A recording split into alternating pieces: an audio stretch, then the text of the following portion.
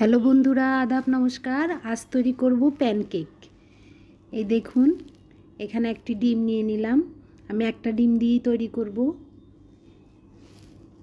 ডিমের সাথে চিনি দিয়ে দিব। 1 কাপ ময়দার করব আমি। ময়দা না, সরি, আমি আটা দিয়ে করব। 1 কাপ আটা দিয়ে আমি প্যানকেকটা তৈরি করব। এখন চিনি দিয়ে দিলাম। চিনির স্বাদটা আপনাদের ইচ্ছে মতো, যে যতটুকু মিষ্টি পছন্দ করেন সেই অনুযায়ী দিবেন। এখানে সামান্য লবণ দিলাম, দিয়ে চিনিটা ভালো করে ডিমের সাথে ফেটিয়ে নিব। চিনিটা একদম গলে যাওয়া পর্যন্ত আমি নেড়ে একদম মিশিয়ে নিব ভালো করে। এই দেখুন, মিশিয়ে নিতেছি কাঁটা চামচ দিয়ে। আপনাদের হ্যান্ড ব্লেন্ডার থাকলে ওটা দিয়ে করতে পারেন, তা আমার নেই, তাই আমি কাঁটা চামচ দিয়েই করি। প্যানকেক অনেক সহজ একটা রেসিপি, কিন্তু খেতে খুবই ভালো লাগে, খুবই টেস্ট। এখানে আমি 1 কাপ তেলের 4 ভাগের 1 ভাগ দিলাম। 1 কাপ আটার সাথে আমি 1 কাপের 4 ভাগের 1 ভাগ তেল দিলাম এখানে, দিয়ে আবার ভালো করে মিশিয়ে নিলাম। দেখুন, আমি কিন্তু ভালো করে মিশাচ্ছি।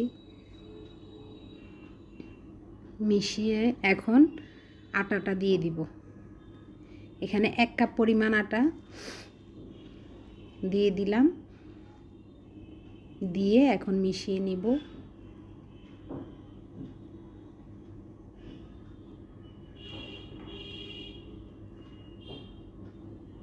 কাঁটা চামচ দিয়েই আস্তে আস্তে করে আমি আটাটা ডিমের সাথে মিশিয়ে নিব।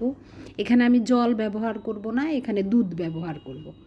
আপনার দুধ যদি ফ্রিজে থাকে তো আগে দুধটা নামিয়ে একদম লো করে ঠান্ডা করে তারপরে আপনি এটা ব্যাটারে ইউজ করবেন।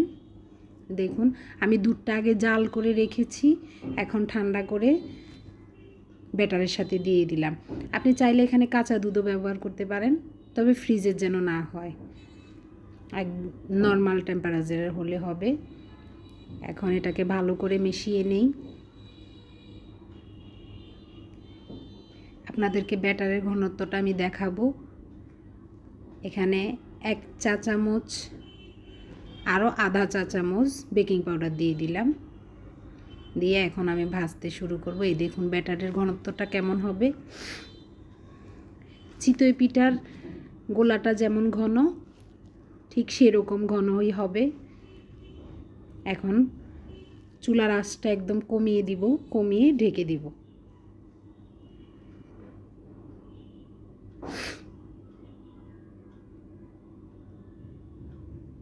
আমার কোনো ফ্লেভার ছিল না ঘরে। কেকে যে ফ্লেভারগুলো ইউজ করা হয়, চকলেট ফ্লেভার, ভ্যানিলা এসেন্স, এগুলো ছিল না, তাই আমি দিতে পারিনি। আমি এখানে সামান্য এলাচের গুঁড়া দিয়েছিলাম, এটা দেখাতে পারিনি, স্কিপ হয়ে গেছে। আপনারা যদি না থাকে এলাচের গুঁড়ো দিতে পারেন। ঘরে যা আছে তা দিয়ে আপনি তৈরি করে খেয়ে দেখবেন, খুবই ভালো লাগে। আরেকটা ভেজে নেই।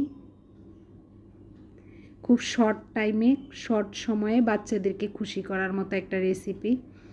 এখানে একটা ক্রিম তৈরি করা যায়, আমি করিনি, আপনাদেরকে আরেকদিন করে দেখাবো। ক্রিমটা দিয়েও খাওয়া যায়, খেতে খুব ভালো লাগে, দেখতেও সুন্দর লাগে। এই দেখুন, তৈরি হয়ে গেল আমার প্যানকেকগুলো। যদি ভালো লাগে আপনারাও বাসায় তৈরি করে খাবেন। আমার পাশে থাকবেন, আমার চ্যানেলটা সাবস্ক্রাইব করবেন, লাইক দিবেন। আমার ভিডিওটা দেখার জন্য আপনাদেরকে অশেষ ধন্যবাদ। সবাই ভালো থাকবেন। Tata, bye bye.